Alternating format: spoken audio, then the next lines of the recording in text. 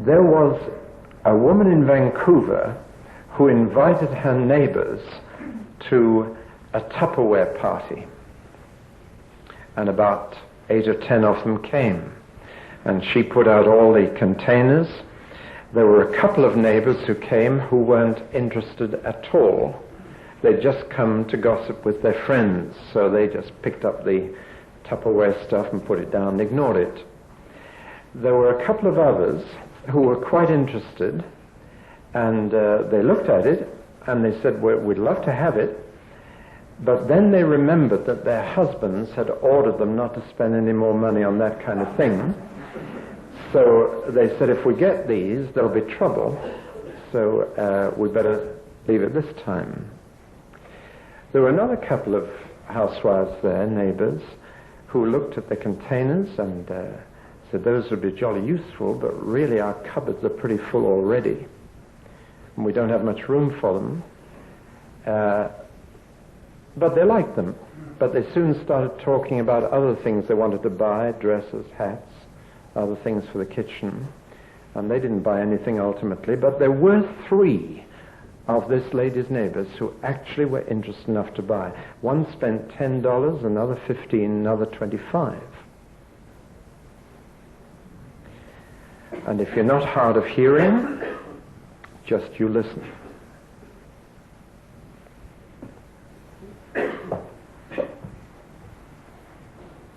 Is that enough Barney for tonight? I think he'd like some more. Do you realize that if you had been in Galilee in Jesus' day, that's about all you'd have got from him? Do you seriously realize that's how he taught? When he was teaching the crowd, that was his teaching. Seriously. He didn't mention God. He didn't quote from the Bible. He told little stories from everyday life, and he didn't even add a moral at the end. As a little child said about her minister, I like our minister when he talks to us, he has no morals.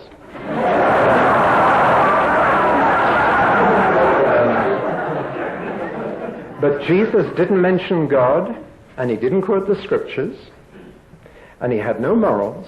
He just told a little everyday event and said, if you're not hard of hearing, then listen. And that's all they got. And it was his disciples who later said, hey, tell us, what was all that about? We don't get it. Explain it to us. But he spoke nothing but parables to the crowds. Nothing but those little stories. That's all he did. Now, I'm preaching tonight on a chapter I've never preached on before. But it's a group of parables about the kingdom, and I believe somewhere in it God has a very direct message for the West Coast Fellowship. Somewhere in it. But since it's parables, you might miss it. And there's a sense in which everything depends on the hearer when you're telling parables. And some will go away with more than they came with, and some will actually go away with less. Parables do that to you. They either add to your understanding or they take away from it. They're kind of very two-edged. And Jesus said that about his parables. So I think I'd better read the chapter to you, having given you a little bit of a shock. Did you think that was all I would say, Barney? You know me better than that, don't you? You're going to get a little longer than that tonight. But I wanted to start there because you need to realize how Jesus taught. I've seen people trying to teach the crowd out in the street, and all they do is throw the book at them and make a string of statements about God and point out the moral very, very strongly and think they've got the art of speaking to the public. They should go back and study Jesus again. He never did people's thinking for them. That's an important point. He didn't spoon-feed them. He told them something and left them to find out what it was all about. And many of them couldn't even be bothered to ask what it meant. He might be preaching to hundreds, and then only 12 men would come and say, "What was all that about? Explain it to us, please." Which he then did, because he was waiting for that eagerness to have more. Well, now, it's Matthew chapter 13, and the first parable he told is almost identical to the Tupperware party. It's as ordinary as that, and there is no mention of God, there is no mention of the Bible, there's no mention of heaven, there is no moral. He just describes something that could have happened any day, any time, anywhere. That same day, Jesus went out of the house and sat by the lake. Such large crowds gathered around him that he got into a boat and sat in it, while the people stood on the shore. Then he told them many things in parables, saying, "A farmer went out to sow his seed, and as he was scattering the seed, some fell along the path, and the birds came and ate it up. Some fell on rocky places where it did not have much soil. It sprang up quickly because the soil was shallow. But when the sun came up, the plants were scorched, and they withered because they had no root. Other seed fell among thorns, which grew up and choked the plants. Still other seed fell on good soil, where it produced a crop, 100 or 60 or 30 times what was sown. He who has ears, let him hear." See what I mean? Not a word about God, not a mention of Scripture, no moral. Something actually they probably saw happening at that very moment, because right behind the place where he was in the boat is a field where sowers, I've seen sowers in that field doing just that. There is nothing extraordinary there. I'm quite sure the response of most people was, "So what's new?" Thought he was a great preacher. Heard a lot about him. So what's new? The disciples came to him and asked, "Why do you speak to the people in parables?" He replied, "The knowledge of the secrets of the kingdom of heaven has been given to you, but not to them.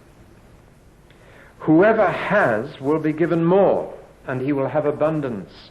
Whoever does not have, even what he has will be taken from him. This is why I speak to them in parables. Though seeing, they do not see. Though hearing, they do not hear or understand. In them is fulfilled the prophecy of Isaiah. You will be ever hearing, but never understanding. You will be ever seeing, but never perceiving. For this people's heart has become calloused. They hardly hear with their ears, and they've closed their eyes. Otherwise, they might see with their ears, hear with their eyes, hear with their ears, understand with their hearts, and turn, and I would heal them. But blessed are your eyes because they see, and your ears because they hear. For I tell you the truth, many prophets and righteous men longed to see what you see, but did not see it, and to hear what you hear, but did not hear it. Listen then to what the parable of the sower means. When anyone hears the message of the kingdom and does not understand it, the evil one comes and snatches away what was sown in his heart. This is the seed sown along the path. And what was sown on rocky places is the man who hears the word and at once receives it with joy. But since he has no root, he lasts only a short time. When trouble or persecution comes because of the word, he quickly falls away. What was sown among the thorns is the man who hears the word, but worries of this life and the deceitfulness of wealth choke it, making it unfruitful. But what was sown on good soil is the man who hears the word and understands it. He produces a crop yielding 160 or 30 times what was sown. Jesus told them another parable. The kingdom of heaven is like a man who sowed good seed in his field. But while everyone was sleeping, his enemy came and sowed weeds among the wheat and went away. When the wheat sprouted and formed heads, then the weeds also appeared. The owner's servants came to him and said, "Sir, didn't you sow good seed in your field? Where then did the weeds come from?" "An enemy did this," he replied. The servants asked him, "Do you want us to go and pull them up?" "No," he answered, "because while you are pulling the weeds, you may root up the wheat with them. Let both grow together until the harvest. At that time I will tell the harvesters, first collect the weeds and tie them in bundles to be burned, then gather the wheat and bring it into my barn." He told them another parable. "The kingdom of heaven is like a mustard seed which a man took and planted in his field. Though it is the smallest of all your seeds, yet when it grows, it is the largest of the garden plants and becomes a tree, so that the birds of the air come and perch on its branches." He told them still another parable. "The kingdom of heaven is like yeast that a woman took and mixed into a large amount of flour until it worked all through the dough." Jesus spoke all these things to the crowd in parables. He did not say anything to them without using a parable. So was fulfilled what was spoken through the prophet, "I will open my mouth in parables. I will utter things hidden since the creation of the world." Then he left the crowd and went into the house.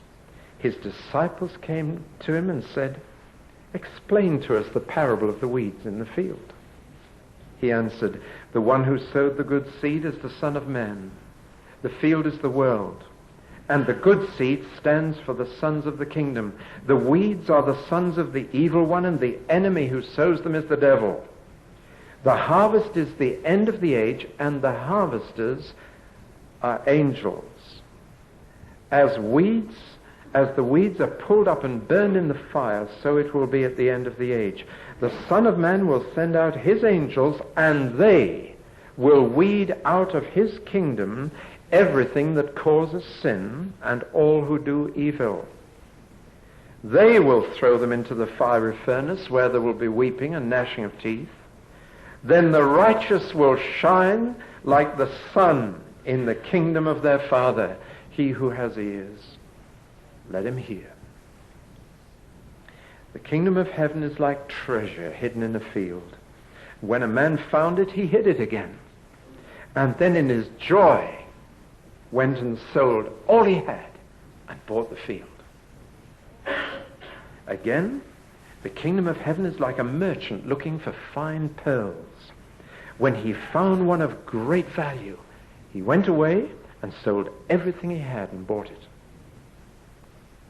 Once again, the kingdom of heaven is like a net that was let down into the lake and caught all kinds of fish. When it was full, the fishermen pulled it up on the shore. Then they sat down and collected the good fish in baskets, but threw the bad away.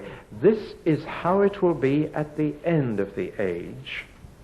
The angels will come and separate the wicked from the righteous and throw them into the fiery furnace, where there will be weeping and gnashing of teeth.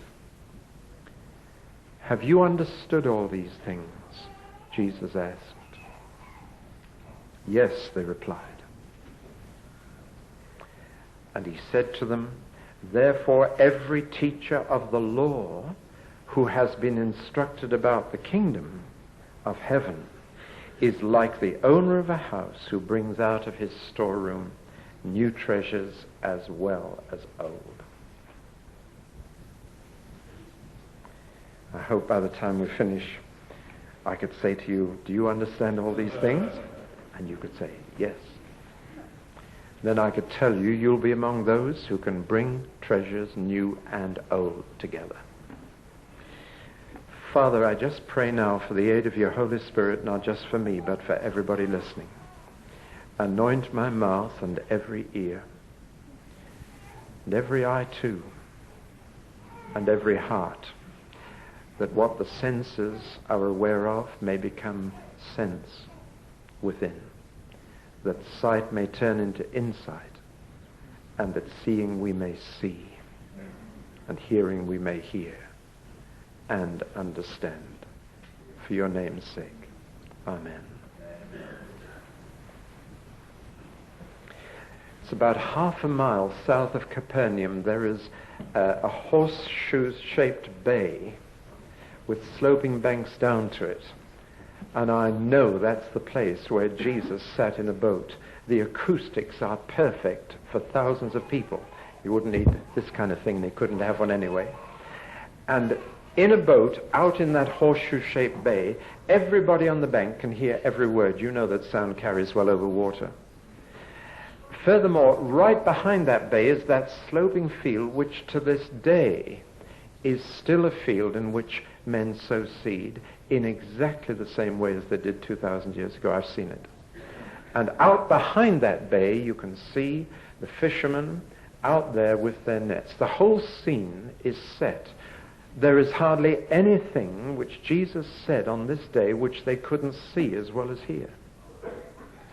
And eye gate and ear gate go together, you know, all through the Bible. I mustn't get sidetracked onto this. But listen, Vancouver isn't waiting to hear the gospel, but they are waiting to see it. And on the day of Pentecost, Peter says, that which you see and hear. And you'll find that again and again, these are partners through the New Testament, seeing and hearing. I didn't just come to you with words, says Paul, but with a demonstration of power. You could see something. Seeing and hearing go together. And so Jesus mentions the two main gates into the human spirit are the eye and the ear. And one in the eye is worth two in the ear. And, okay, you've taken a double meaning there. He who laughs last has seen the wrong meaning. The eye and the ear are the two main senses through which we receive communication. But how deeply they both go in is the question. That seeing they may see and hearing they may hear and understand in their heart. And that last 18 inches is probably the longest journey. But Jesus quite deliberately used parables as his teaching method to the public. They were stories from everyday life which were perfectly credible, perfectly ordinary, sometimes so ordinary that people must have wondered why on earth he'd mentioned it. And he did not point the moral, and he did not mention God, and he did not quote Scripture. He just told the story. And he was waiting for a response on which he could build. That's excellent teaching. And I commend it to you, especially with people outside the church. Yet these very ordinary earthly stories were about the kingdom of heaven. I find that astonishing. He could explain heaven in ordinary, everyday terms. And he did it because he believed that his Father had created both heaven and earth, and that there is a correspondence between earth and heaven. There's a correspondence between natural and spiritual laws, for example. The more you understand nature, the more you'll understand God's nature. I'm glad that I had to do 3 years science before I studied theology. I learned, I think, more about God doing science. Because it was higher critical theology at Cambridge that I had to wade through after that. But I think I did. So for Jesus, the earthly and the heavenly were very much closer than they are to most of us. And he could take the ordinary earthly and use it to illustrate the realm beyond. Again, that's good teaching, taking what people know and understand and filling it with a meaning, linking on to what is part of their own experience and knowledge, and building on that, an understanding of things that are way beyond their reach.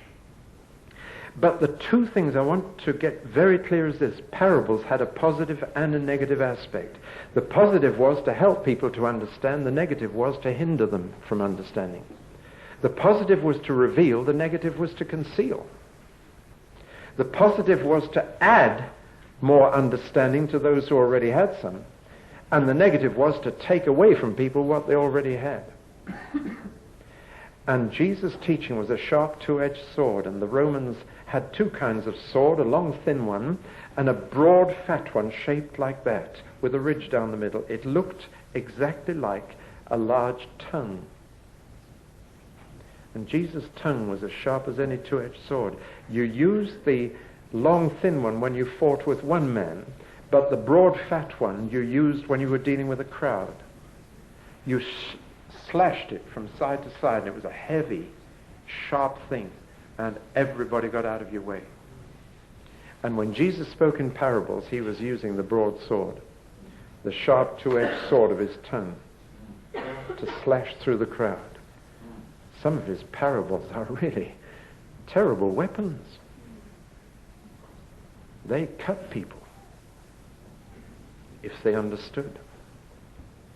So it's this double edge to the parables that we must realize. They're not just sermon illustrations or children's addresses, or they're not just to bring light in, they're to bring darkness into some. They divide whoever listens to them into two parts. Those who go away with no interest, even the interest they came with, and those who are so fascinated that they want to know more. It's a bit like doing a crossword. I'm not a crossword fan, except a very easy one. I don't know if you are, but I've sometimes got interested in a crossword. And I've started doing it. And I've got about 3 clues and fill them in. And then I am stuck. And I read these clues and I think, well, what on earth is that about? I don't have that kind of a mind. And I give up. So what happens? I lose even the interest I brought to it. Yeah. It's gone dead on me. Have you had that experience? I literally lose interest. But if I get onto a few more clues, I gain interest, and I get a bit more, and I begin to see where it fits, and I see that that word will go there, and so on. Now that's what happens when you listen to Jesus' teaching, when you listen to anything about the kingdom, but particularly parables of the kingdom. I think it could happen to some of you tonight. Some of you may lose what interest you came with by the end of tonight. It might be my fault, it might not. But some of you will gain interest in the kingdom. Which brings me to these particular parables, which all hang together, and the key word is understand. The bad soil, the hard soil, is the man who hears the word and doesn't understand. The good soil is the man who receives the word and understands. And all the way through, you'll find understand is the key word. It's whether the word not only gets through the eye and the ear, not just whether you see and hear tonight, but whether you understand in the heart. And if it gets through there, then you'll have more understanding of the kingdom tonight. But they all hang together. They're all about the same theme. And I would say they're all about expectancy. Expectancy. What you can expect to happen from the kingdom. That's the thread that ties them all together. And here I want to say that I meet many Christians who are wavering between a naive pessimism about the kingdom and a naive optimism about the kingdom, both of which are of the flesh. The Spirit leads you into realism. Now it's very important what expectancy you have of the kingdom. If you have too low an expectancy, you're going to be surprised. If you have too high an expectancy, you're going to be disappointed. If you're realistic, your hopes will come true. Hope deferred makes the heart sick. And if your hopes are not realistic hopes, then you're in for trouble. Let me spell this out. I meet some Christians who are very pessimistic about the future of the church. They say in the last days there's going to be a great falling away. There'll only be a few of us left. It might be just you and me at the end. And I'm not sure if you're sound. Have you met pessimists like this? I caricature, but you know who I'm talking about. Some of you have been there. And you thought the church was going to shrink, and only a handful of people at the end to greet the Lord. As long as he brings the angels with him, we can hold a meeting, but there won't be enough of us. Then at the opposite extreme, I meet a naive optimism which has often grown out of a reaction to the naive pessimism I've just mentioned. I meet many today who are naively optimistic and think we're about to sweep Satan off planet Earth, that the church is going to grow and take over the nations and rule them and then present them to the Lord. That is naive optimism. It's not realistic. And that will also be disappointed.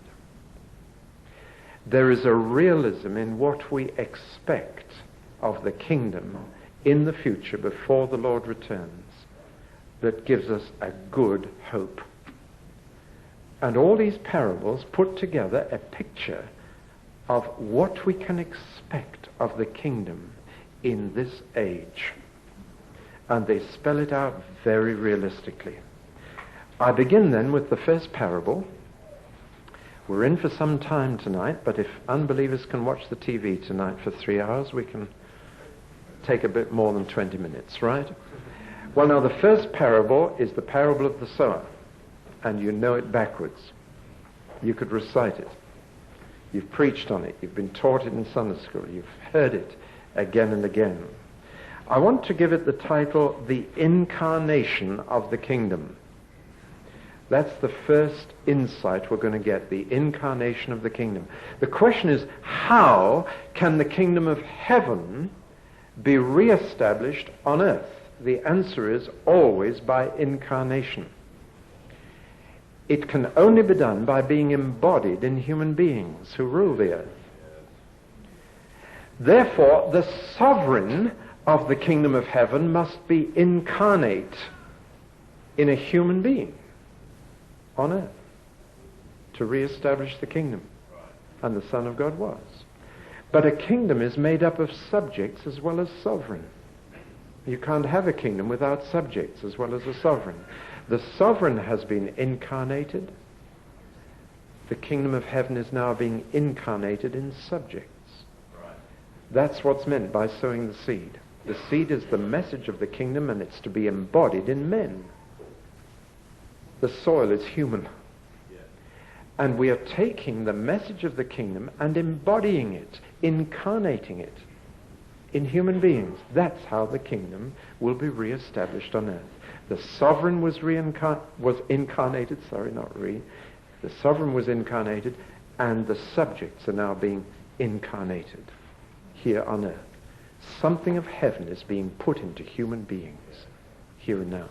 That's the basic message of this. God nearly always does what he wants to do by words. He created the whole universe with words. He recreates through words. It's through his word that a man becomes a new creation.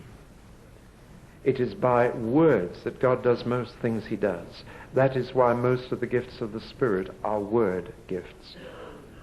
Word of knowledge, word of wisdom, word of prophecy, word of interpretation. He does most of what he wants to do by words. Most of the ministries of the church are word ministries. Apostles use words, prophets use words, evangelists use words, pastors and teachers use words. And the kingdom is incarnated in human beings through words. That's the seed. And it's to be implanted in human nature. Now, I want to look at two things: the statistics of sowing and the rewards of reaping in this parable. Both are very, very interesting. The first thing I want to say that I think may begin to touch the burden the Lord gave me for you tonight, and I don't know you, I don't know your church, but the first burden that came to me was that the method of sowing is broadcasting. It is scattering the seed. Now, you'd have to watch a farmer in the Middle East to understand this. They don't have fields like I've seen as I drove down to the States and back this afternoon. They're lovely big fields, flat, nice soil, plow it up, drill it. Do you say drill it here?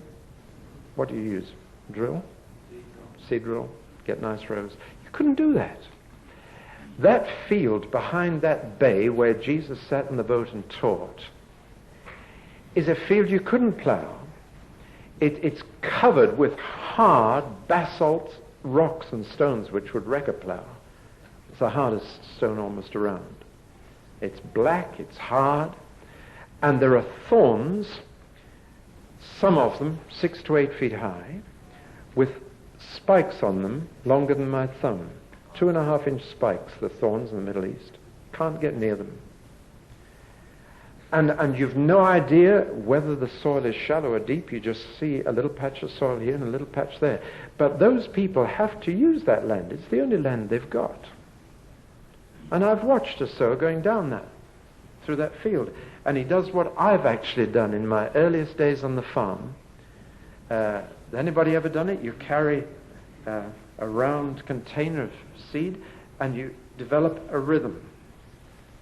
And you take a handful out and just do that down the row. Anybody seen that kind of thing? That's how they sow. It's the only way you could sow in that territory. You have to broadcast it. You can't place it. You have to scatter it and hope for the best. Now, I'm beginning to say something which you need to hear. I'll come right at the end to the great contrast there is between fishing and shepherding, between evangelizing and pastoring. There is a total difference, and we have real difficulty adjusting to the two, because the seed has to be broadcast, thrown all over the place.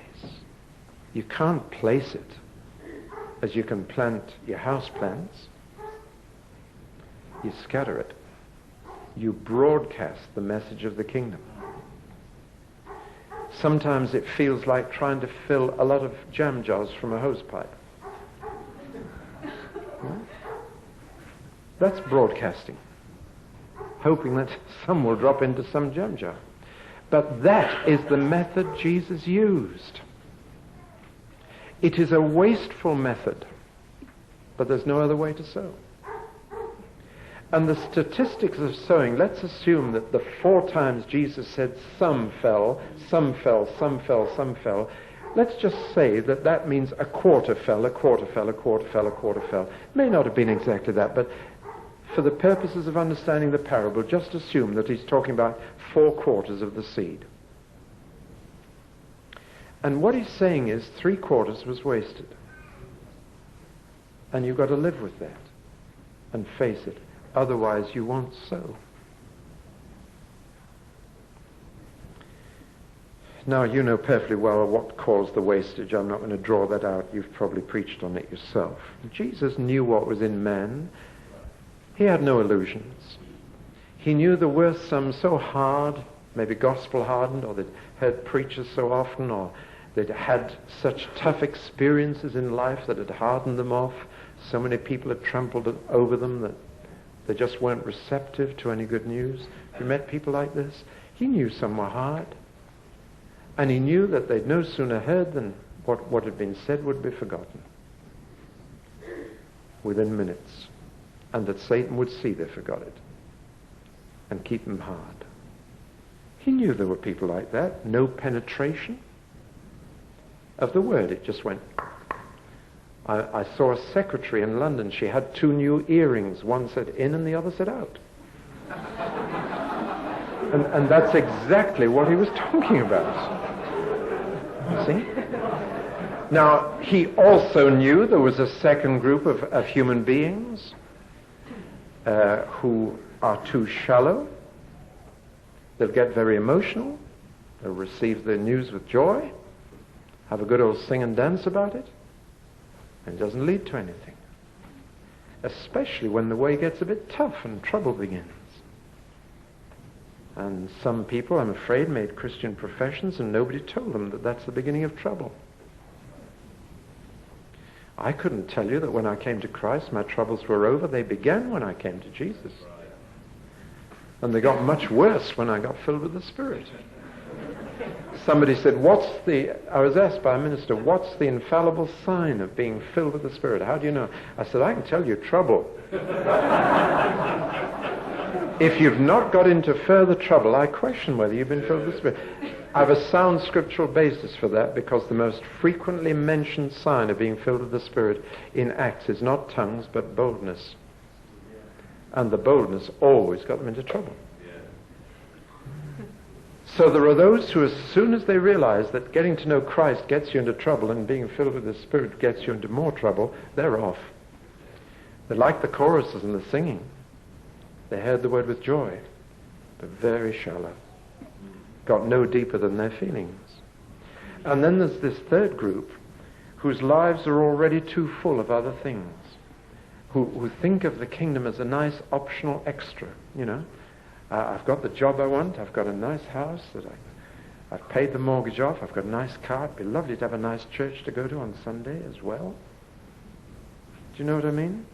As if Jesus just is the icing on the cake, as if a bit of good religion would just complete it all. But their lives are already too full. And it's interesting that Jesus said they're too full of wealth and worry. Those two go together.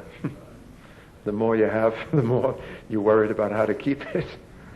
And you start reading the stock exchange more than your Bible. And Jesus knew there were people like that. And he said, it's all wasted on those three groups. 3/4 of the seed is wasted. It's gone. Actually, many evangelists would not say that. They would say that only 1/4 was wasted. Because in fact 3/4 made a decision. 3/4 made a response. 3/4 received the word. And those are the evangelistic statistics we usually give, right? But Jesus said, I count those who get through to producing fruit. The others are all wasted. Because the whole point of sowing was to get some more grain. So in fact, 3/4 was wasted. That's how you should count. Not who starts the Christian life, but who finishes it. Because it's not the faith you start with that saves you, it's the faith that you finish with. According to my reading of the New Testament. It's not those who make a great response in an evangelistic crusade, it's those who 12 months later are producing fruit, whom you can say was worth it. But the point is that the sower went on sowing though he knew that 3/4 of what he was throwing out was wasted and would produce nothing. Now that's important to notice, because that's evangelism. And the farmer was a realist. He was neither a pessimist nor an optimist. A pessimist would have said 3/4 wasted. An optimist would have said 3/4 grew. A realist says 1/4 will produce fruit. But now look at the rewards of reaping. Just do a little mathematics. I've tried to do a bit. I think I've got it right. 25% of what he sowed produced an average increase of 60. Just over 60. 30, 60 or 100. So the average was somewhere around 60. And if that is so, 100 seeds got into good ground and produced 1,500 results. In other words, each seed that got into good ground produced 15 seeds. Do you follow me in that? 25% produced an average of 60% increase. So in fact, he was getting back 15 times what he put in, even though 3/4 was wasted. Now, I'm saying something about evangelism here.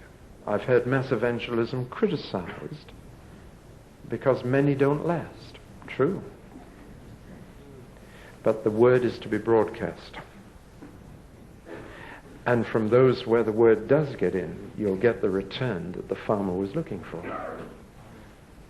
Now, this is profound in its implications.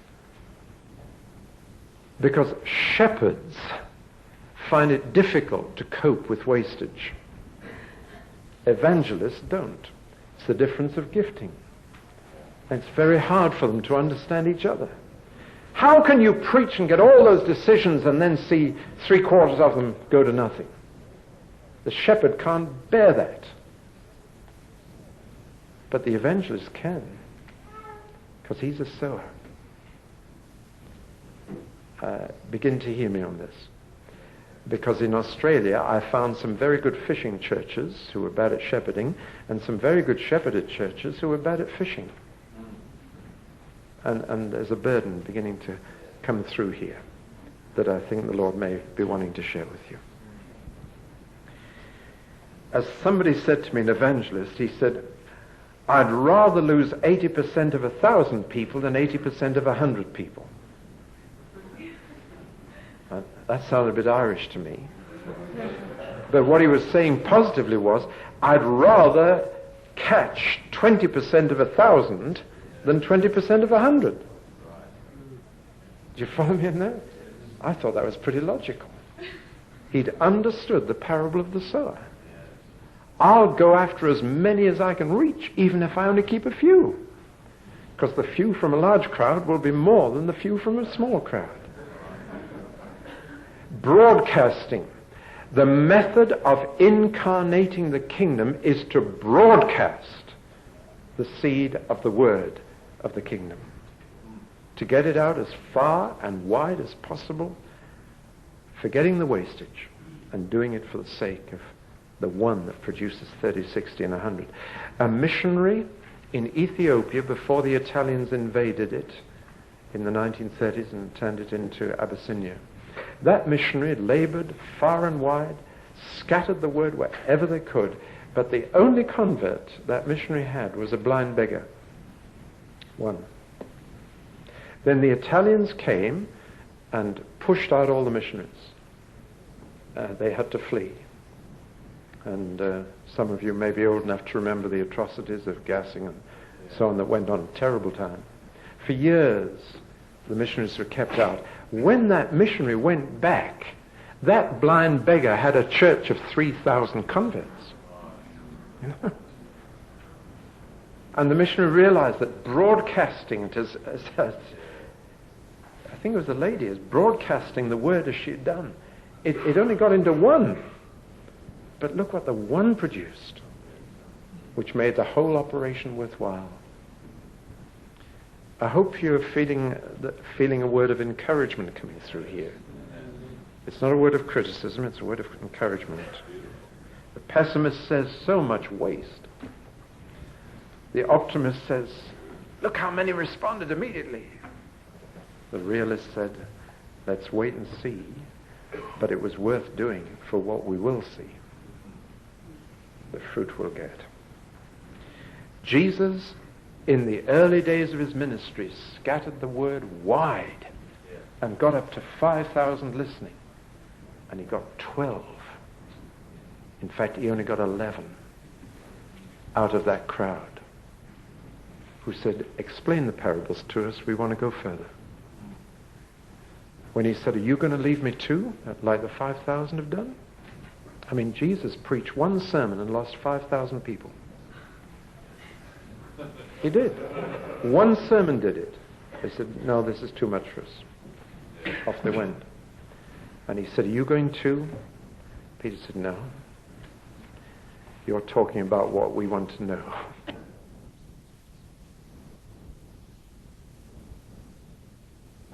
The second parable we want to deal with tonight, I'm dealing at length with the first two, and then we're going to deal briefly with the rest, because the first two are the vital ones. This second parable of the wheat and the tares tackles the questions of basic philosophy which the greatest minds of the world have been tackling, ever since ancient Greece and before. And the question of evil is still the biggest philosophical question. How did evil get here, and how can we get rid of it? What is the cause of evil, and what is the cure of evil? How was it introduced? How can it be eradicated? This is the question which every major philosophy has tried to think through. And Jesus gave the total answer in a very ordinary little story about 6 sentences long. And they won't accept his answer. Or as a man said to me not long ago, he said, the world's in a hell of a mess. I said, if you're using that word like I'd use it, you're not far off the truth. Because hell means godless. But he recognized that the world was in a mess. Now the two questions are, how did it get this way, and how can we put it right? how did evil get in here and how will we get it out? So in this parable, Jesus tells a very ordinary story about one field, two sowings, one by the owner and one by an enemy. And in that little story, he's told it all. And what he said, this is not a made-up story. This actually happens in the Middle East. I've known it happen in India. It happens in Southern Ireland. And that is, if you really want to play a dirty trick on a poor farmer, what you do is, after he's sown his wheat, you go and sow darnel. That's a semi-poisonous narcotic weed that looks exactly like wheat for about half its life. And it's only when the ears begin to form that you can tell the difference between darnel and wheat. And I'm afraid it has been used in Ireland, in India, in the Middle East. It's a really dirty trick when a man's livelihood depends on what little grain he's going to get to do that, because he cannot use that as food. It's dangerous to use. It has wrecked his little crop. So it goes on. So Jesus wasn't making it up. He was just saying, once happened, once upon a time. They all said, yeah, that's happened. So what's new? And the disciples said, tell us the meaning. And the meaning was, I am explaining to you the introduction of evil and the eradication of evil. The two basic things everybody wants to know. You notice that Jesus says evil is not an evolutionary hangover, nor is it due to the economic system we live under, nor is it because we live on an overcrowded planet. These are quite irrelevant factors. They're not messing up the world. And therefore, to get us under another economic system, or to get us a bit further down the evolutionary road of progress, will not get us anywhere. Why don't we listen to Jesus? The only one who's told us the truth about it. He says three things about evil. Number one, evil is alien to this world. It doesn't belong here. That's a profound philosophical statement, but I can't stop to spell it out. Evil was introduced to this world. It didn't belong here. It's not part of creation. The owner sowed wheat in his field. That's all. Therefore, let no one say that God is responsible for introducing evil to this world. It's a libel on the Creator. Evil is alien. It's unnatural. It was not here to begin with. The only thing you can blame God for was making a world that was vulnerable to it. But I don't think you can say that's blame. Just as if you have your garden, and you plant things in the garden, and someone else comes and wrecks it. And you call the police, and the police come and say, well, it was your fault for having a garden. It was your fault for making it nice. If you'd left as it was before you built the house, nobody would have bothered with it. It's your fault. You see how crazy this argument is? But men use it of God. The second thing about evil is that it's personal. It is not a thing, not an it, but a he. And until you understand that you can't talk of evil as a thing, you won't understand the problem. Evil does not exist apart from personal will. It's not a thing you can package up and introduce somewhere. You've got to incarnate it. Evil is personal. The Lord's Prayer we always say wrong. I guess you probably don't say it much. I think we should say it more. It's a prayer that keeps you right in your own praying. But the end of it has always been translated wrongly in English Bibles. Jesus said, lead us not into temptation, but deliver us from the evil one. Not deliver us from evil, it, but from the evil one, him. And you need to pray every day that you may be delivered from him, and that God will not leave you exposed to him, which is the meaning of lead us not into temptation. If God wants to teach you a lesson, he just exposes you to temptation. Says, okay, you're on your own. See how it works out. And in the Lord's Prayer you say, Lord, please may I not need that lesson. Don't put me in that place where I'm vulnerable to him, but deliver me from him today. So evil is personal. It was an enemy that sowed the tares. There is a personal enemy of the owner of the universe who is responsible for the mess we're in. Oh, it says so much. You could almost preach a whole sermon on the devil from this one parable. It's, for Jesus, the devil is a fundamental belief. You could hardly be a follower of Jesus and not believe in a personal devil. The devil is an invader who can actually treat this world as if it's his. He can go sowing as if he owned the place. We know we are of God and the whole world lies in the grip of the evil one. He treats it as if he owns it. The devil is motivated by malice and hatred toward the owner of the field. That's why he did it. The reason the devil destroys us is because he wants to get at God. Not at us. He's using us to get at him. That's his motive. The devil's method is counterfeit, and what he does can deceive people for a time until the fruit appears. The darnel looks like wheat until it begins to fructify at the top. His aim is always destructive, it's never constructive. He's never trying to build something up, he's always trying to break something down and destroy it. He always works where the owner is working. Now that's a very important understanding of Satan. Wherever the owner sows wheat, that's where the devil sows darnel. So if God is working in your church, you better be ready for the devil to work too. Because that's where he'll sow his seed. But another clue, he always works in the dark, whereas the owner sows in the light.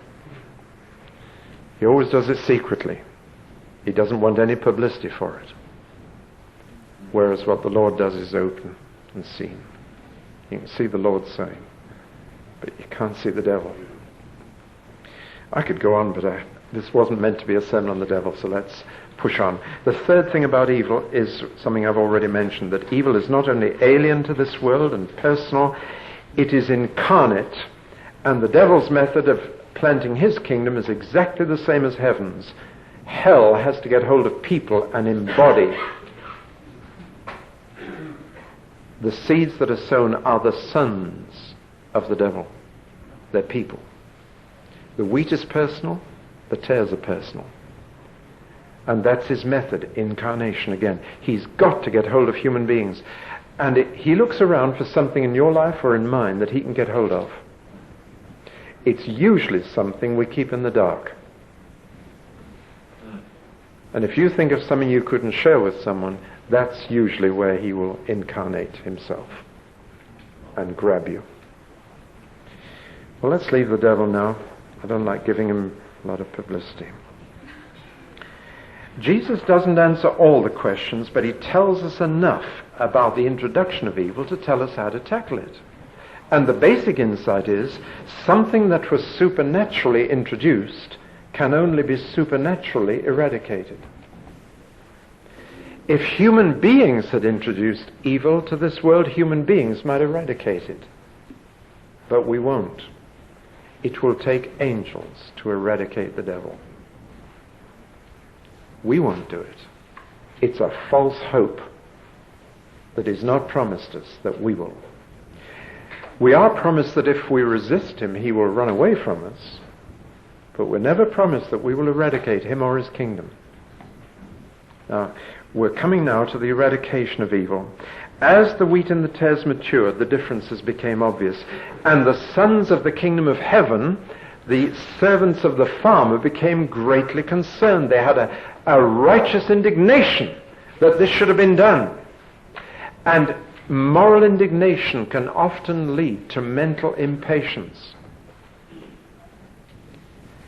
And you say, let's deal with it straight away. Let's root it out straight away.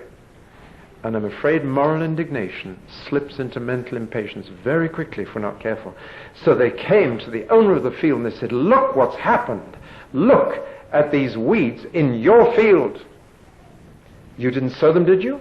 And the owner said, no, I had nothing to do with it. An enemy did it. Well, then let's clear the field up straight away. I want to tell you that one of the most subtle temptations on Christians today is to become tear pullers.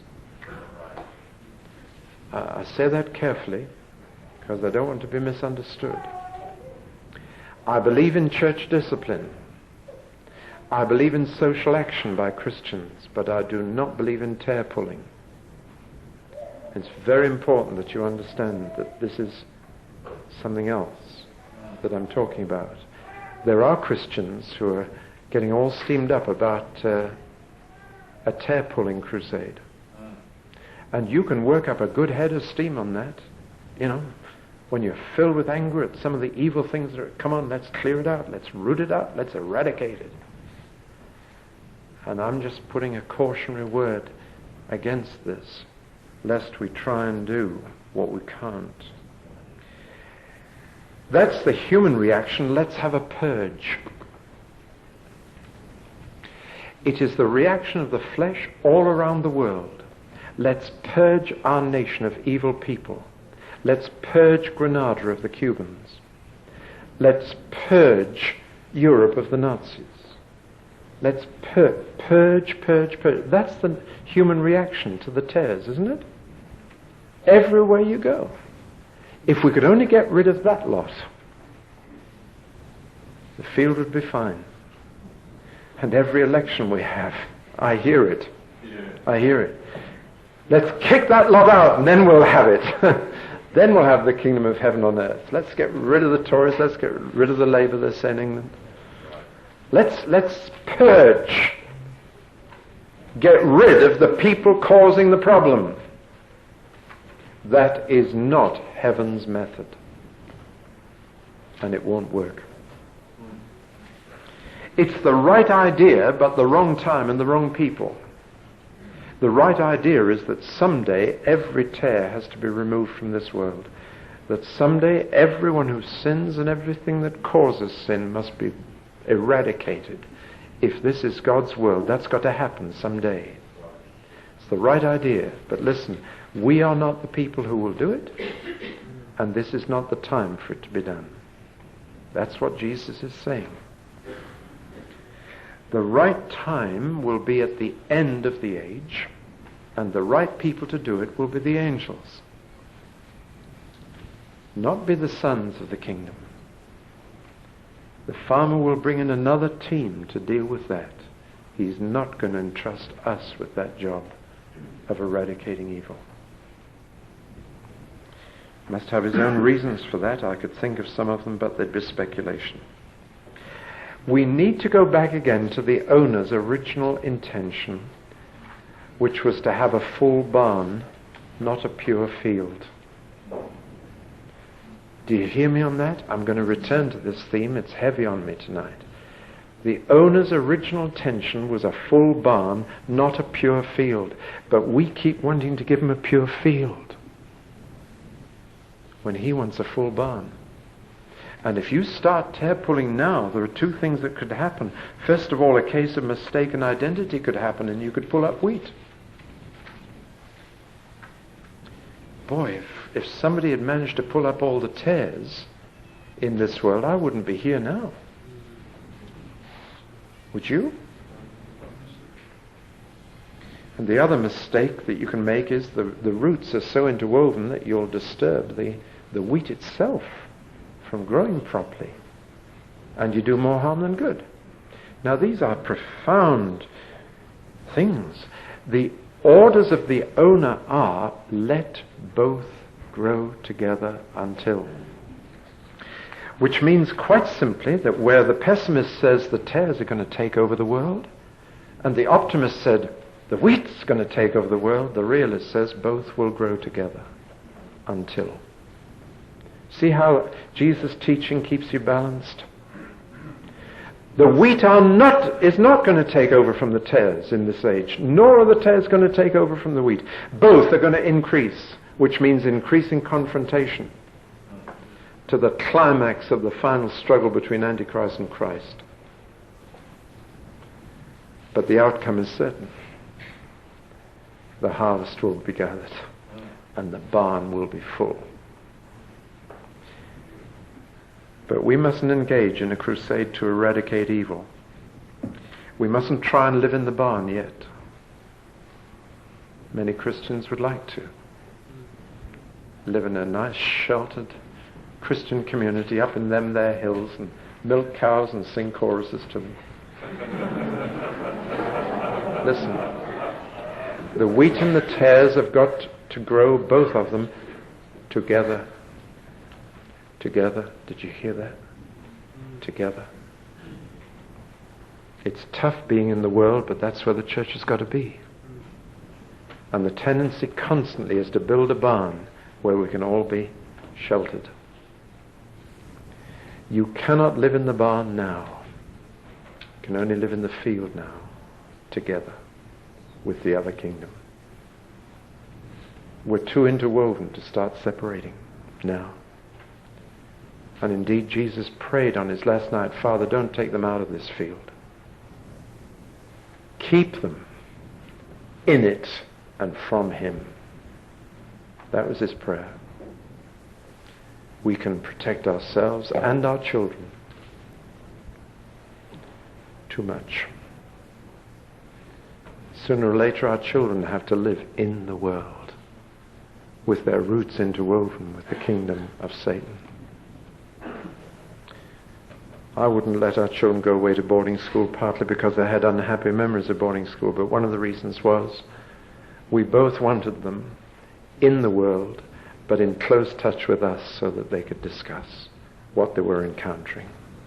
And I'm happy to say they still share everything with us. And that was what we wanted.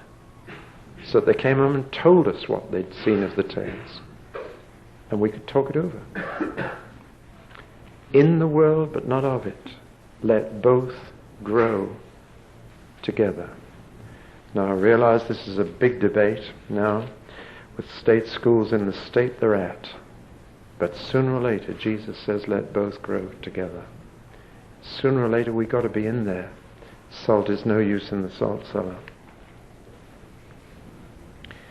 Both will grow bigger and stronger, but here's a word of encouragement.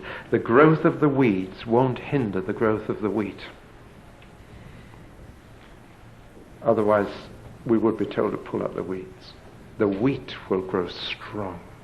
The integrity of the kingdom would be my title for this parable. Heaven's ways patience, and the owner will do it in his time, in his way, with his agents. But you notice a little phrase in there when Jesus says, now the field is the world, and the field is my kingdom. Did you notice that? The kingdom of Christ is not the church, it's the world. There are things in his kingdom that shouldn't be there, but the world is his kingdom. Canada is his kingdom. Even if you became a republic, you couldn't, because Canada has a king, and always will have. And all authority in heaven and on earth is given to Jesus. He said, the field is the world, and the field is my kingdom. And one day, everything that's wrong in it will be eradicated from my kingdom. Really, we need to see the kingdom as far bigger than the church. The kingdom is the world. And it's already the kingdom of Christ. Though many people don't realize it. But one day they will, when he calls his angels, not us, and says, now take out of my kingdom everyone who doesn't belong there. And everyone who does belong there, bring them into the barn, and the barn is the kingdom of his Father. There's a lovely switch there. The field is the world, which is the kingdom of the Son of Man. The barn is the kingdom of Dad. Mind you, one final thought. Isn't it beautiful that a creator can change tares into wheat? I think that's why he doesn't want to pull them up yet. We might have pulled up some lovely saints. Talked about the incarnation of the kingdom and the integrity of the kingdom. I think that's the right word. It can stand on its own. You don't need to purify the field. It stands in its own integrity. You don't need to clear the world up before the kingdom is strong and growing. The third area that Jesus talked about was what I would call the increase of the kingdom. And he rounds off his public discourse with these two very short parables. And usually when Jesus gave two short parables to the public, he always gave one to the men and the other to the women. Find that interesting. Like the lost sheep and the lost coin. There's one from agricultural life and one from domestic life, usually. And true to form, here he talks about the garden and the mustard seed, and then he goes into the home and talks about the yeast and a woman. He wanted to include all his hearers, get something that everyone could identify with. Again, a study of his teaching is a marvelous study. But every parable so far has included this theme of growth, but the question arises, how much growth can we expect? A little or a lot? What expectancy can we have? Can we expect the kingdom to grow until everybody in the world's in it? No. But can we expect it to grow a little? No. The two parables he tells tell us that we can expect a lot. I'm glad about that. There are differences between the two. The mustard seed tends to emphasize the quantity of growth, whereas the yeast or leaven tends to emphasize the quality. The first is growth in size, the second is growth in influence, and these are two aspects of growth. I'm afraid some people are only interested in growth in numbers, but God wants a threefold growth, actually. Growth in size, maturity, and influence. That's true growth in his kingdom. But the mustard seed, the story for the men out of doors, simply says the kingdom which was tiny will be huge. Like the smallest seed you sow in your garden, and a mustard seed you can only just see with the naked eye, which actually becomes the largest plant in your garden, and is a tree big enough for birds of the air to come and nest in. Incidentally, that phrase, birds of the air nesting, comes in the Old Testament and is used of Gentiles coming to the King of Israel and nesting in Zion, which is an interesting little reference. But I'm just thrilled to stand here and say that the church is growing faster today than it's grown for 2,000 years. Jesus said, I will build my church. I'm so glad he didn't tell us to. He's doing a very good job. And it's growing faster today. It's huge. I've got some figures for you just to strike you. Let's take 1900 to 2000. And let's take Africa and Asia. In Africa and Asia, between 1900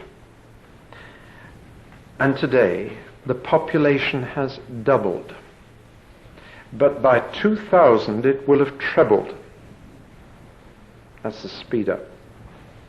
So 1900 to today, doubled. Today to 2000, trebled. You can see how the speeding up is coming. Now, what's happened to the church in Africa and Asia over the same period? Has it kept up with that growth? Between 1900 and today, the church in Africa and Asia has multiplied by 13 times, when the population has only doubled. And by the year 2000, the church in Africa and Asia, on present trends, will multiply 34 times, when the population has only trebled. Does that encourage you? That's what's happening in our world. A businessman said to me at a party a few years back, what's your job? I said, I'm the minister of a church. He said, what's it like to belong to a dying organization? I said, I wouldn't know. And he said, come off it. He said, churches are closing everywhere. It's on the way out. I said, well, the church I belong to isn't. He said, what's that one? I said, the Church of Jesus. And he looked at me a bit sideways, but I said, listen, every minute I talk to you, every minute, the church has 15 more members, even allowing for deaths. A net gain of 15 members a minute around the world. That's 1,000 an hour, 25,000 a day. I said, if your business had 25,000 new customers a day, would you talk about a dying organization? Well, that impressed him. And I'm one of those, having impressed someone, I then try to improve on it and lose him. Do you do that? You know? I thought, well, I've really impressed the man, so I'll say something even better. I said, and I'll tell you another thing, we never lose a single customer by death. And he looked at me, and I'd gone way beyond, and he dismissed me as a crank, and he walked away. Now, that was a few years ago. The figure tonight is 45 per minute. There is a net gain of Christians in this world of 64,000 a day. That's the church you belong to. The church we should get excited about. The mustard seed is becoming a huge plant, and the birds of the air are nesting in it. The Gentiles all over the world are getting in on the act. That's what this parable, it's an encouraging parable. It tells us to expect from tiny beginnings, 11 men, a huge church, a multitude that no man can number. It won't cover the world, won't be everybody, but it's growth. Real, significant growth. And it's faster, much faster than the population is growing in this world. And all you hear is the population explosion. Somebody should give a bit of publicity to the church explosion, because it is fantastic. You meet a man, I met a minister, not Yonggi Cho, a Presbyterian minister from down the road from Yonggi Cho, and his church is growing almost as fast, but he gets no publicity. Many churches are growing like mad in South Korea. They have Christian rallies of just under 3 million people. You know, and this minister was telling me about them, so I tried to look as if I was in the same league, and, you know, had quite a good time at West Coast the other day. And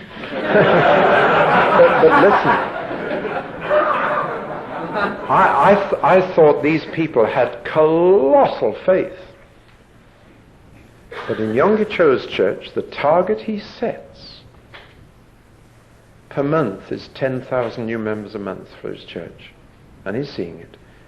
But actually that target is well within your reach, because his target is actually that each house group should win 2 people for Christ every 6 months. But when you've got thousands of house groups, it adds up. But I can relate to that target now. Every house group win 2 people in 6 months. Would your faith stretch to that? The growth in Korea is exactly that rate. So I want to encourage you into growth. And the second parable about the yeast is more on the quality than the quantity, on the influence. If the first is a very visible growth, the second is very invisible. But what Jesus is saying is that the kingdom will permeate every part of society, and every part of this world. It'll just spread like yeast in dough until every part is feeling the effect. Not talking about converting everybody, but every part will be affected. There will be a day when there won't be any part of this world that isn't being affected by the kingdom of God. Something will be happening in that area that is the result of the kingdom being here. That's encouraging, isn't it? And he's promising that that will happen. The kingdom is like yeast that goes on operating until every part of the dough is touched. So the first parable says the small will be big, and the second says the part will affect the whole. It's encouragement. But you notice that it only happens when the seed is planted in the soil or when the yeast is mixed with the dough. I'm back to something we touched earlier. Separation of the church doesn't lead to anything. Church has got to be mixed right in there. The yeast has got to be in the dough. The seed has got to be in the garden. Otherwise, neither the seed nor the yeast would produce a thing. Right, let's move on. The next thing I want to talk about is the incentive of the kingdom. At this point, Jesus stops talking to the crowd, and he talks for the rest of the time to the disciples only, therefore to men only, therefore all his parables are to men. It's just little things I notice like this that make Jesus such a superb teacher. He switches his style from outdoors to indoors, from the public to the disciples, suits his material to the people. These men have received the message. They are sons of the kingdom, and it's cost them a lot. It's cost them their jobs. It's cost them their homes. So he's going to encourage them a bit now with expectancy. And he tells these two beautiful little stories. Again, there are differences between the two and similarities. The treasure in the field and the pearl of great price. The differences are these. In the treasure case, the man is not looking for treasure, and therefore not wanting it, but suddenly surprised by it. In the other case, the man is looking for a pearl. He's a trader, and he's wanting it. And some people find the kingdom through a long search. They're wanting something better, and so they go looking. They find the kingdom. Other people just trip up one day, and there it is before them in the street. Doesn't matter how you find the kingdom. There are many different ways. And there must have been differences among the disciples as to how they first either stumbled on it or came seeking for it. Nathanael was looking for something. I don't think some of the others were. Matthew wasn't. He wasn't looking for anything. And suddenly he stumbled on something that was even more profitable than tax collecting. So, again, in the first case, no one directed him to it. But in the second case, someone was trying to sell it to him. In the first case, the man had a sudden change of outlook. His future changed like that when he saw that treasure. In the other case, it was a slow build-up of resources, a search. There are many ways to find the kingdom. In one case, the owner didn't know what the field was worth. In the other case, the owner must have known what the pearl was worth. But I notice that there's one little word that is different. The man who stumbled on it suddenly, who wasn't looking for it, had joy. The other man didn't have such an emotional experience. His long search found fulfillment, but it doesn't say any joy. And I've noticed that again with people who come suddenly into the kingdom, almost out of the blue, suddenly find how wonderful it is. There's great surge of joy, and I wish I had been a cannibal or a criminal when I was converted. Have you ever felt like that? Listen, the important thing is not how you found it. The important thing is just twofold. Number one, this is the biggest thing in your life. It's the biggest thing you ever found. It's number one now. It is the central goal, ambition, desire of your life once you've really found the kingdom. You can't tack it on as an extra. You can't say, well, I'll give an hour a Sunday morning to church and I'm in the kingdom. This is it. It's got to be everything. If you've really discovered the kingdom, nothing else matters from that moment. If you've really understood what it's all about, it is now your life. That's the first thing. It's number one. And the second thing is, it's worth making any sacrifice whatever to get that one thing. Everything else pales now. You'd give up anything else for this. Both of these men sold everything they had and didn't feel the loss. The kingdom has a way of taking you over. It really just so grips and almost obsesses, if you like, that you just say, right, that's the law. I'm prepared to let anything go for this. You don't lose by it.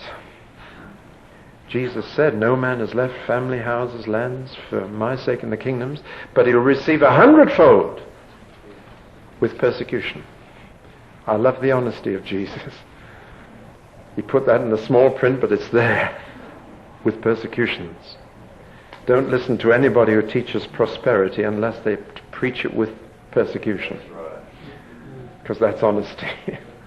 Jesus did promise to prosper those who'd left all with persecutions.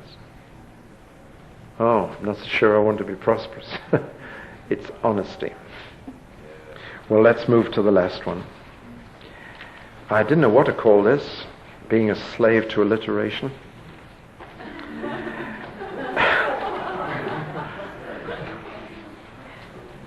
I wrote 2 words down. You can take either of them or reject them both, but get the idea. The first was the indiscrimination of the kingdom, but that's a pretty complex word and people don't use it. So I wrote down second, the inclusiveness of the kingdom. This last parable is the hardest of them all to take, and I've never heard it preached on. Would you put your hands up if you've heard the parable of the dragnet preached on? 1, 2. Yeah. And there it is. How many of you have heard a sermon on the parable of the sower? You see what I mean? How we pick and choose in the Word of God. Now this is a problem one. It's a difficult one. But it's got a message, and I think the heart of my burden for you tonight is going to come out with this one. Go back to Galilee. They never fish with a rod and line. I've been out in the middle of the night with fishermen right in the middle of the Sea of Galilee fishing with them. I never saw a rod and line, never saw a hook. They use nets. And the problem with the net is it is indiscriminate in what it catches. It is inclusive. It just catches everything that's there, whether you want it or not. Now with a rod and line you can say, right, I won't bother with those little ones. There's a big salmon just over there under the shade. I'll go for that. And you go for it. You're picking. Or you choose a fly or a particular bait and you go for that one. But fishing in the New Testament and in the Middle East is not that kind of fishing, so we must forget that picture and get it out of our minds. Fishermen use nets, and therefore they get a real mixture in the net. Their aim is quantity first. Now that's going back to the first parable again. Their aim is to get as many as possible into that net. Their aim is not to catch good fish, but to get the net full. And when the net is full, they take it to the shore and they say, not that one, this one, not that one, this one. A good fish is one that's either edible or saleable. Something they can do something with. A bad fish is one they can do nothing with, so they throw it back. But they do it after the net is full. Now there's an important point coming here. If you'll forgive the pun, here's the catch. It's this. Groan. Forgive that. Number one, the angels will do the sorting, not us. Here we go again. We'd love to do it. But it's not our job. It's our job to get the net full, not to throw the bad fish out.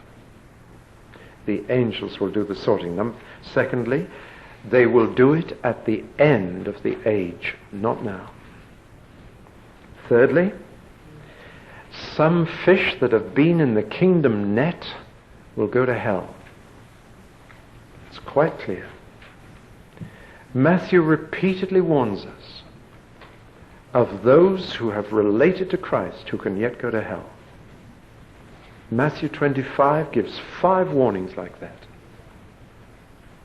Of those who are waiting for the bridegroom's coming, who will be in outer darkness. Now we've got to take these warnings pretty seriously. The kingdom net will catch people who are not going to be in heaven. And we must face the full implications of that. It's a big net. It catches all kinds of fish. And we must not do the sorting out. The angels will. My conclusion is that as of 1983, the net is not yet full. You follow me in that conclusion? Because the angels aren't kicking the bad fish out yet. The net is not yet full. Our concern is to get any fish into that net and get the net full. Now again, it's difficult for us to accept that concept if we've got a heart for quality rather than quantity. And yet here is Jesus saying, the kingdom is like this. And it gets sorted out in the end. But it gets a net full. Let me come right then to something that arises not out of here, but out of my last 2 weeks in Australia with the ministers of the Sunshine Coast. And I found that there was great tension between some of the leaders out there. Some of them hadn't even spoken to each other in years and hadn't shared the same platform in years. But praise God, last Friday night, God put them together on a platform, side by side, in full view of the whole church of the Sunshine Coast. He did a miracle. But one of the basic things that was coming between them was this. Some of those men were fishermen and some were shepherds. And they didn't understand each other. The fishermen were going for the big numbers and had a lot of wastage. Whereas the shepherds said, no, we believe in real care of each one and we go for quality, not quantity. And they couldn't understand each other. And the risen, ascended Christ gave to his church pastors and evangelists. And they've never understood each other. And Jesus says, my church needs both. And I want the word to be broadcast wide. And I want the net to be cast wide. And you're just going to have to cope with the bad fish you catch. You're going to have to cope with the wastage and the disappointment. Because it will be worth it for the harvest at the end of the age. And we need both. You see, I meet lovely shepherding churches that tend to stay the same size. Or grow slightly. I meet marvelous fishing churches, get huge numbers, can't keep them. And I think the risen Lord Jesus is just saying, couldn't you get it together? Couldn't my church have fishermen and shepherds together? Couldn't they be casting the net wide and caring for those they get? And get it together and have quantity and quality together. Neither saying they're the best because they have the biggest quantity or the best quality, but saying, hey, we need what you've got. You need what we've got. That's my burden. I believe the Lord is sharing that burden of his heart, to have a fishing, shepherding church. Well, I've brought forth from my treasures things new and old. Jesus said, if you're instructed in the law and the kingdom, that's what you'll do. Bring familiar things and fresh things together. What a beautiful balance in Jesus' teaching. In just one chapter, he's spoken of the kingdom as present and future. Get the balance right. It's both. He's spoken of the kingdom of heaven and yet on earth. He's spoken of divine sovereignty and human responsibility. He's got almost every major doctrine in balance in just one chapter. But just before I came, I said, Lord, how do we finish tonight? And he told me to tell you about Peter, whose first call was to be a fisher of men, but who 3 years later was told, feed my lambs. And he had to learn both. Now on the day of Pentecost, he was a great fisherman. He caught 3,000. But when he wrote his letter later, he wrote as a shepherd to other shepherds about the chief shepherd. Peter was one of the very few who managed to get it together in his own leadership. Very few managed to do that. Very few pastors are evangelists. Very few evangelists are pastors. So in most cases, you've got to get a team together. But what he told me to tell you was this, just to quote one verse. After the resurrection, Peter said to the other disciples, I'm going fishing. And the other disciples said, we're coming with you. I thought that was beautiful.